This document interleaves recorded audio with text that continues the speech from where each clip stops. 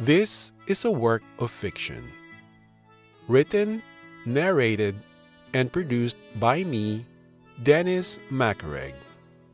Please subscribe to my podcast and share it with friends.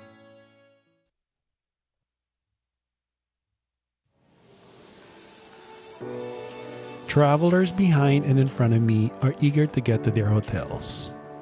The sound of luggage wheels rolling on the concrete floors buzz in unison. I walk out of the Santa Lucia station not knowing what to expect. Its eggshell, white exterior, and wide stairs look modern. The eye candy of sun-baked pastel-colored buildings smacked me in the face from across the Grand Canal. Finally standing in the city of canals, the floating city. A smile sips across my face. What a crazy and genius idea rolled into one. Who thinks of stuff like this? By fleeing the conflict on the mainland, the Venetians ended up creating a magnificent city. A wooden water taxi, glazed in a layered varnish, glinting on the green water, zoomed past me as if the scene is straight out of a Hollywood movie, where a movie star will pop out of the roof and a film crew with lights and cameras will be trailing behind. What just happened back on the platform? Maybe it was just misinterpretation of what she said and an overreaction. I should have been more patient and waited a few seconds more, then asked her what was on her mind. Walking faster and passing by tourists with guidebooks in their hands, I hoped to catch up with her. Shading my eyes from the bright sun, the weathered green dome of San Simeon Piccolo is directly in front of me, covering half of the Adriatic sky. I take in the grandness of my first image of Venice and fill my lungs with the sweet smell of the 1,000-year-old city. Boats of all sizes are abuzz on the Grand Canal. The panorama of buildings built hundreds of years ago welcomes me as if we have met before and are now just getting reacquainted. I must have been here in my past life. It feels like a warm embrace.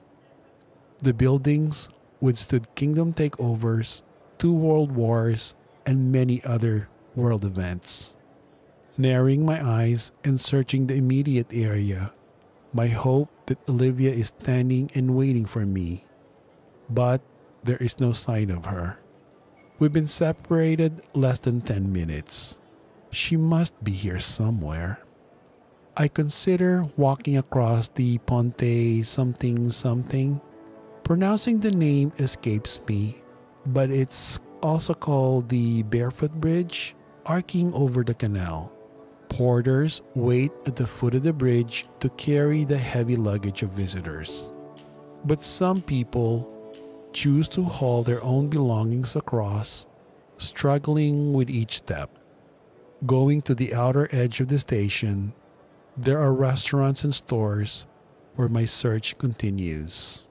After 15 minutes or so, she is nowhere to be found. It looks like she's gone. Time to give up. Might as well proceed with my original plan of enjoying the city by myself. As a cool breeze blows over my face, it slowly erases my disappointment. I want to explore the town right away, but exhaustion is setting in. An hour of rest would do me good. Time to go directly to my hotel, drop off my luggage, and take a quick nap. Luckily, the ticket booth of the water bus station is just a few steps away. I buy a one-way ticket to my hotel and wait inside the station. The line of energetic sightseers ready to conquer the city and impatient locals are waiting ahead of me. As soon as we're allowed to board, I politely push my way to the front of the boat for an unobstructed view, mumbling, "Scusa." The engine revs and the boat pulls away from the station. Hundreds of visitors are flooding its wide steps, armed with maps and courage for their adventure. Marveling at the grandness of the city, a tinge of melancholy pokes me in the ribs at the same time. It will be the last time to see it because it's a different route on the way to the airport. After so many years of seeing Venice on travel shows and in the movies, I have finally made it. Trying to act like a local and not like someone who arrived just minutes ago, my wide-eyed expression is a dead giveaway. A local woman sits next to me. Her lined face is wary. A group of giggling students are snapping away with their cameras. As the boat begins to move through the S-shaped Grand Canal, we pass by the pastel-colored buildings with boats parked in front. Seagulls are flying overhead and singing in chorus as if they are part of a minstrel show. The mansions in faded peach and canary yellow, built in the Venetian Gothic style with pointed arch windows and columns, are built so close to each other. Four-story buildings rise from the water on both sides of the canal. Churches appear along the water route with statues of saints beckoning pedestrians to stop by. Stone palaces, palazzos, are on both sides. Delivery boats and garbage boats harmoniously share the same water space. Just then, a siren from a water ambulance wailing in the distance interrupts my flow of concentration. All the boats give way. I turn to see where it's heading, but it quickly disappears into a narrow canal. From the rooftop, regal statues of lions are looking down as if amused by the hubbub of activities. More boats are moored to candy cane posts. The architects and artisans of the past who built these magnificent palazzos were truly geniuses. It's hard to imagine that these structures were made of heavy stones, are supported with wood pilings driven into the soft earth that serve as the sturdy foundation. If paradise exists, I don't have to die to get there. I'm already living it in this minute. From a distance, it looks like Olivia standing along the bank taking pictures. She's wearing the same outfit, pink blouse and tapered blue jeans, that she wore earlier when we first met. My heart begins to pound. I want to run and ask her what I didn't have a chance to do back at the train station. In a typical romantic comedy scene, shouting out her name. Everyone around me will stop whatever they're doing to see what the commotion is all about. She'll wave back to me. In my haste, I will jump from the railing, slip and fall in the water. The crowd will be whistling and shouting encouragements. We are approaching a stop to pick up and drop off passengers. The chance to make up for my stupidity earlier is being handed to me on a silver platter. Getting up, I extended my luggage handle and ready myself for a quick escape. Then, to my astonishment, a man approaches her, holding 2 cones of gelato. Seeing them together wrecks my hope of being able to hang out with her. They look so comfortable together, as if 2 lovers on a secret rendezvous. We stopped directly in front of them, so close that I could touch her. She takes off her sunglasses and hat. Then, my heart rate, beating at 500 times per minute, immediately plummets. It's not Olivia after all, but someone who looks like her.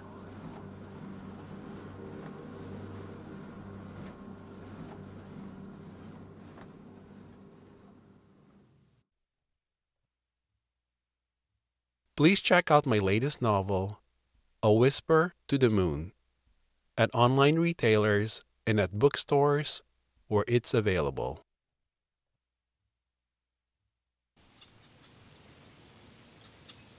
Thank you for listening to the third episode of my podcast.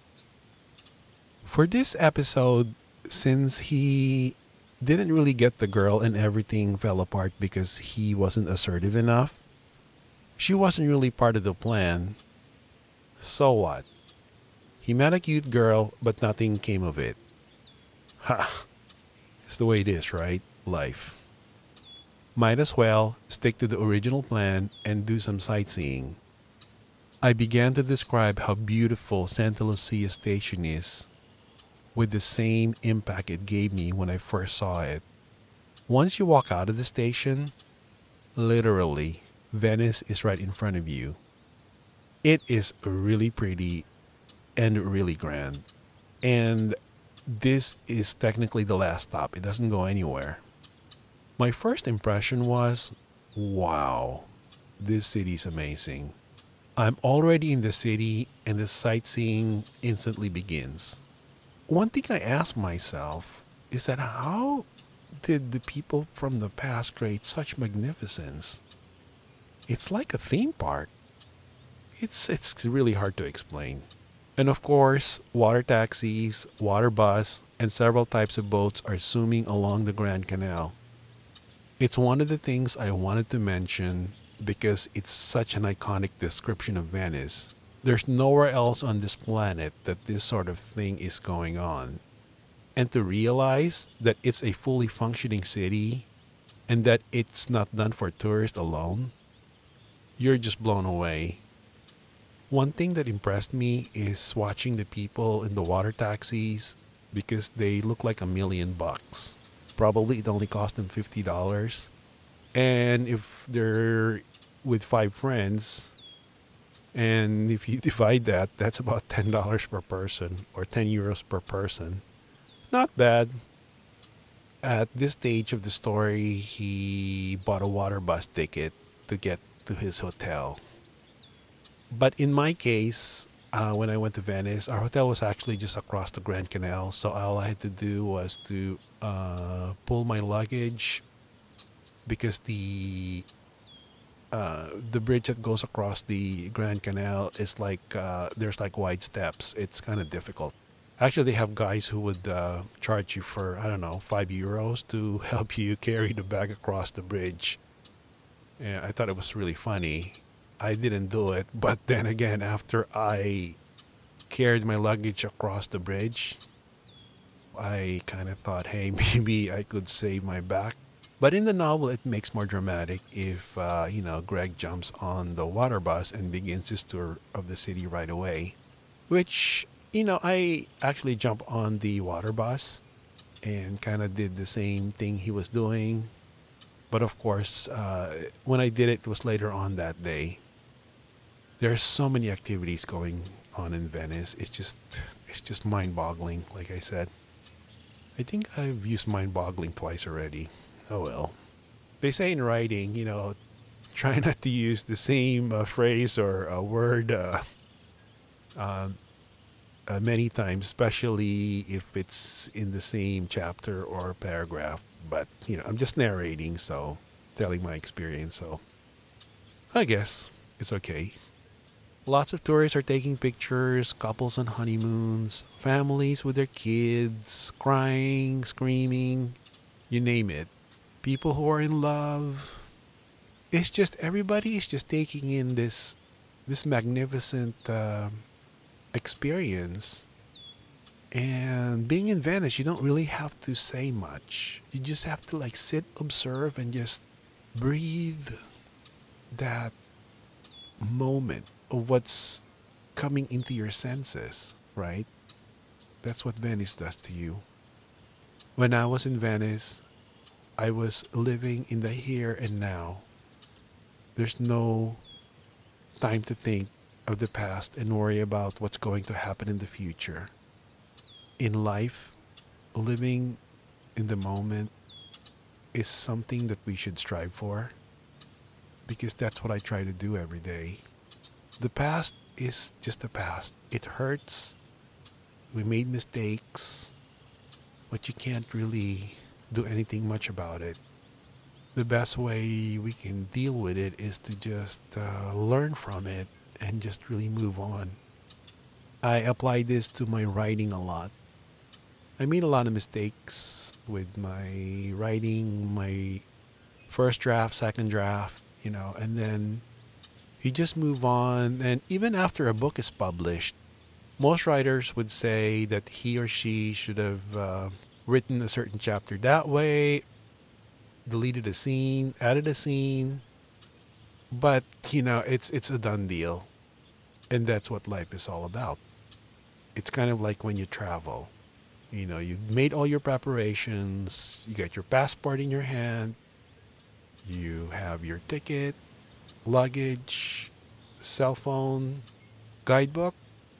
You step onto the airport, pass through security, get on the plane, and once that gate closed, you are now a citizen of the world.